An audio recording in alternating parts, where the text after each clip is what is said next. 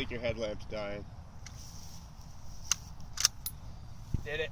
No, it keeps flashing. Oh yeah, it's probably dying. I've got batteries in the book bag if it does.